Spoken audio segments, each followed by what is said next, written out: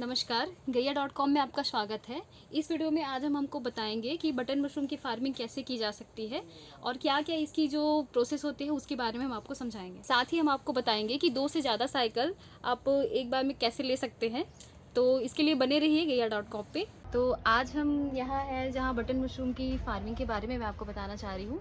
आमतौर पर button mushroom जो है ठंड के सीज़न में लिया जाता है, लेकिन अभी हम इस चीज़ पे मॉडल तैयार कर रहे हैं कि ठंड के बाद भी जैसे गर्मियाँ स्टार्ट हो रही है, बसंत ऋतु का समय आ रहा है, तो अगर सीज़न से आगे बढ़ गए हैं तो भी कैसे वहाँ पे हम बटन मशरूम ले सकते हैं। तो इसके लिए आगे और जानकारी देने के लिए हमारे साथ हमारे साइंटिस्ट हैं। नमस्कार, मेरा नाम देवार चंदेगला, कामधेनु एग्रो ट्रेड से। जैसा कि आप सभी जानते हैं कि हमारे यहाँ जो है जो बटन मशरूम का खेती होता है वो जनरली ठंडे के सीज़न में होता है, जो हम कम लागत में भी हम कर सकते हैं। लेकिन जब क्या होता है कि हमारे पास टेम्परेचर बढ़ने लगता है या हम समय से पीछे होते हैं या हम लंबा थोड़ा प्रोडक्शन साइकिल को बढ़ाना चाहें, तो हम उस समय क्या कर सकते हैं। तो इसके लिए हमने एक एक्सपेरिमेंट किया। ये एक स्ट्रक्चर बनाया जिस पे तिरपाल लगाया हुआ है हमने, ये पीपी तिरपाल, और ये बांस का एक टेम्पररी स्ट्रक्चर है जिस पे हम अभी ये प्रोडक्शन के लिए अभी एक्सपेरिमेंट कर रहे हैं। और जैसा कि आप देख पा रहे हैं, ये हमारे एक 30 बाई 20 का रूम है जो फुल्ली बांस से ही बना हुआ है और तिरपाल से है। और इस पे हमने अभी चूँकि हमारा अभी सीज़न थोड़ा गर्मी का आ गया है, बसंत ऋतु चल रहा है, तो हमने यहाँ टेम्परेचर को थोड़ा कंट्रोल करने के लिए एक एसी भी लगाया हुआ है। और आप जैसे कि देख पा रहे हैं, यहाँ हमने 400 बैग्स रखे हुए हैं। और जैसे कि आप सबको पता है कि ये बटन मशरूम का स्टार्ट होता है, जो फर्स्ट स्टेज होता है वो हमारा कंपोस्टिंग से स्टार्ट होता है और केसिंग सबसे इसका लास्ट स्टेज होता है। उसके बाद इसमें प्रोडक्शन आने स्टार्ट होते हैं। तो ये हमारे जो बैग्स हैं ये अभी हमारे केसिंग होने के, अभी केसिंग हुए 2 से 3 हफ्ते हो चुके हैं, जिस पे अभी हमारे ये पिन हेड स्टेज स्टार्ट हो रहे हैं और किसी किसी बैग्स में अभी प्रोडक्शन आने स्टार्ट हो रहे हैं। तो सर, जैसे कि बटन मशरूम में अगर कोई फार्मर है जो कोई स्टार्ट करना चाह रहा है इसका प्रोडक्शन के लिए, तो उसको मेन कौन कौन सी बातों पे ध्यान देना चाहिए शुरू से ही, जैसे करना चाह रहा है तो मेन पॉइंट्स क्या है। और जैसे हम मेन फोकस हमारा है कि टेम्परेचर मेंटेनेंस को लेके कि ठंड के बाद भी कैसे हम ले सकते हैं प्रोडक्शन, तो उसके लिए मेन चीज़ें जो है वो क्या क्या है। अब जैसे आप बोल रहे हैं कि सीज़न से लेट हो गए तो हम क्या कर सकते हैं, तो एक नॉर्मली तो हम ये बोलेंगे कि सीज़न से लेट हो गए तो आपको ज़्यादा नहीं, एक एसी लगा लीजिए। जो एसी क्या करेगा कि आपको टेम्परेचर को मेंटेन करने का काम करेगा। और दूसरा चीज़ ये है कि आप जहाँ भी अपना शेड बनाएंगे तो वहाँ जैसे कि यहाँ देख सकते हैं आप, हमने जैसे बालू डाला है, आप अच्छे से 4 से 6 इंच तक अच्छा से रेत डाल दीजिए और इसको हर दिन इसको क्या है कि एक टाइम भिगाने का काम करिए, जिससे कि यहाँ का टेम्परेचर थोड़ा डाउन रहेगा। और इसके बाद जैसे कि हम ये तिरपाल डाले हैं, इसके ऊपर हम ऊपर में सूखा वाले पैरा डाल सकते हैं, जिससे कि टेम्परेचर को वो कम करने का काम करेगा। जैसे कि आप देख पा रहे हैं, ये हमारे कंपोस्ट बैग्स हैं जिसको केसिंग के बाद हमको हर रोज़ पानी देना पड़ता है। इसमें जो है हमको नमी की मात्रा चेक करना है, जिसमें पानी हमारा थोड़ा सा जो उंगली के बीच दिख रहा है, इतना सा इसमें नमी हमेशा रहना चाहिए। और इसके लिए हमको सवेरे शाम स्प्रेयर से ऊपर से पानी बौछार ऐसा लगना, मतलब जैसे बरसात होता है उस हिसाब से हमको रोज़ देना पड़ता है। हमारे जो ये बैग्स हैं इन पे अभी माइसीलियम बहुत अच्छे से रन कर लिए हैं। और रन के बाद अभी ये छोटे छोटे जो दिख रहे हैं ये सब पिन हेड स्टेज है, और थोड़े दिन बाद इसमें बड़े बड़े सब पिन आने लगेंगे और इसमें फ्रूटिंग होने लगेगा। मेनली जो ह्यूमिडिटी का जैसे रोल होता है बहुत बड़ा इसमें, तो उसके लिए क्या ऐसे करते हैं। जैसे कि ह्यूमिडिटी के लिए तो बहुत सारे मेथड्स हैं। तो जनरली जो है जहाँ आर्टिफिशियल, मतलब जहाँ कंट्रोल कंडीशन होता है वहाँ तो वो ह्यूमिडिफायर यूज़ करते हैं, जो वो मतलब उसके लिए कुछ करना नहीं पड़ता, वो ऑटोमेटिक ह्यूमिडिटी मेंटेन करता है। लेकिन जब बात होता है कि हम टेम्पररी स्ट्रक्चर बनाते हैं तो हम क्या करते हैं कि एक सैंड स्प्रे मशीन होता है जिस पे कंटिन्यू फॉग टाइप से वो स्प्रे करता रहता है पानी का, जिससे ह्यूमिडिटी मेंटेन रहता है। लेकिन हमारे यहाँ हमने वो मशीन परचेस नहीं किया है, तो हम क्या करते हैं कि रोज़ सवेरे और शाम को हम मैनुअली क्या करते हैं, स्प्रे से पानी स्प्रे करते हैं, ताकि जो है यहाँ ह्यूमिडिटी मेंटेन रहे। तो सर, इस टाइप के स्ट्रक्चर में कितना खर्चा आ जाता है, कितने तक फिर भी। इसका जो कॉस्ट है स्ट्रक्चर का, वो डिपेंड करता है हमारे रॉ मटेरियल्स के ऊपर। जैसे कि इसको बनाने के लिए सबसे ज़रूरी चीज़ जो है वो बांस है।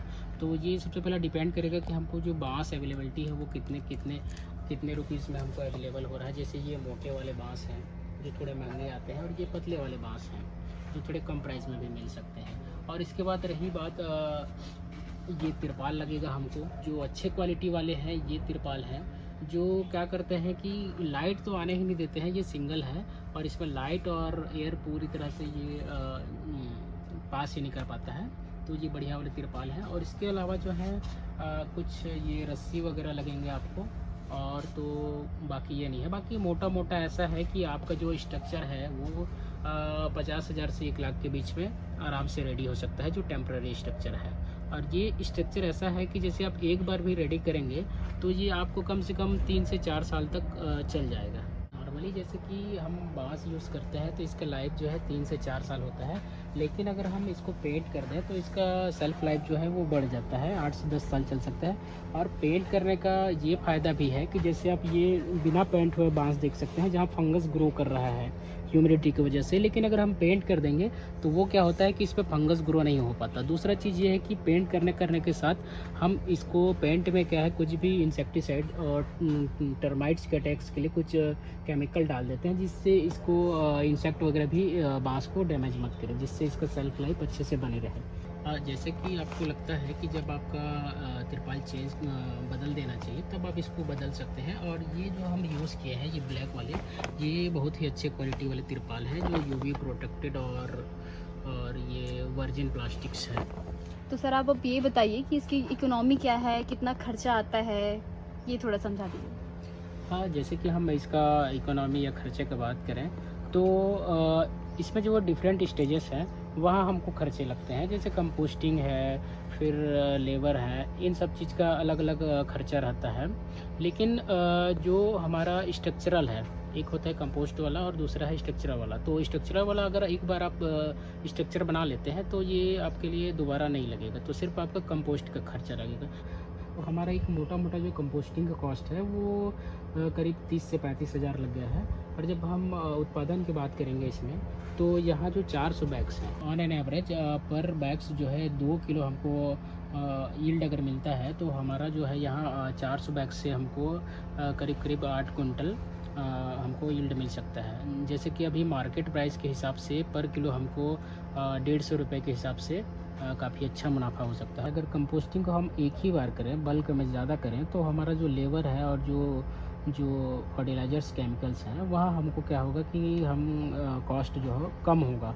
और रही बात जैसे हम इनकम की बात करेंगे, तो इस यूनिट में जो आप देख पा रहे हैं यहाँ से हमको मोटा मोटा एक 3 से 4 लाख हमको इनकम हो जाएगा। इसके इनकम को और बढ़ाने की, तो जैसे यहाँ हमने 2 रैक बनाए हैं, तो इसकी जगह अगर हम 3 रैक बनाते हैं तो 2 और रैक हमको मतलब 200 बैग्स और ज़्यादा हमको मतलब यहाँ रखने होगा, जिससे हमारा प्रोडक्शन बढ़ेगा। और साथ ही जो है हमारा इनकम जो है, जैसे हमारा एक मोटा मोटा एस्टिमेटेड कॉस्ट जो है 1 लाख रुपए जो हमारा लगा है, तो उस पर हमारा अगर 600 बैग्स होंगे तो पर बैग्स ऑन एन एवरेज जो 2 किलो हमको प्रोडक्शन मिल रहा है, तो हमको 2 से 2.5 टन जो हमारा उपज हमको मिल जाएगा, जिससे कि हमको 3 से 4 लाख रुपए का मुनाफा होगा। तो हम 1 लाख में हमको 3 से 4 लाख रुपए हमको उसमें मुनाफा हो रहा है। तो सर कई इलाकों में ये होता है कि बिजली की प्रॉपर सुविधा वहाँ होती नहीं है, कभी आ रहा है, कभी लाइट फिर चली जाती है कुछ दिन के लिए, तो ऐसे में जैसे एसी लग रहा है तो वो एसी उस टाइम चलना बंद हो जाएगा, तो प्रोडक्शन पे तो जाहिर सी बात है कि फ़र्क पड़ेगा ही। तो उसके लिए हम क्या सोल्यूशन दे सकते हैं? इसके लिए ये सॉल्यूशन है कि हमारी कंपनी जो है अभी एक कंपनी से कॉन्ट्रैक्ट कर रही है जो सोलर एसी का सॉल्यूशन दे रही है, जिस पे हम जहाँ लाइट नहीं होता है वहाँ सोलर एसी लगा सकते हैं, जहाँ हमको बिजली का प्रॉब्लम ही नहीं रहेगा। सर अब अपनी थोड़ी कंपनी के बारे में बताइए कि किस किस चीज़ों में काम करती है, कैसे फैसिलिटी प्रोवाइड कराती है, और अगर कोई इनसे कोई हमसे आपसे जैसे कोई सुविधा लेना चाह रहा है इससे रिलेटेड, तो वो कैसे कर सकते हैं? जैसे कि हमारी कंपनी जो है कामधेनु एग्रोटेक प्राइवेट लिमिटेड रायपुर, ये बेसिकली जो है ऑर्गेनिक बेस्ड है। आपको किसी चीज़ की चिंता करने की ज़रूरत नहीं है। हम आपके साथ प्रोजेक्ट बनाने से लेकर प्रोडक्शन तक हैं, और हमसे कांटेक्ट करने के लिए स्क्रीन पे दिए गए नंबर पर संपर्क कर सकते हैं। धन्यवाद। तो ये तो रही बात बटन मशरूम के फार्मिंग की। तो ज़्यादा से ज़्यादा भी अगर 3 फसल भी किसान लेता है तो भी 4 से 6 महीने में कंप्लीट हो जाएगा, लेकिन उसके बाद क्या 6 महीने में खाली बैठे? इसीलिए कंपनी ने एक हाइब्रिड मॉडल तैयार किया है, ताकि जो किसान जो है वो पूरे साल भर अलग अलग प्रकार के जो मशरूम होते हैं उसकी फार्मिंग कर सके और इनकम अपना लेते रहे। तो इसके बारे में अब हम आपको बताएंगे अगले वीडियो में। तो तब तक के लिए धन्यवाद। हमारे वीडियो को लाइक शेयर सब्सक्राइब करते रहिए और देखते रहिए गैया.com।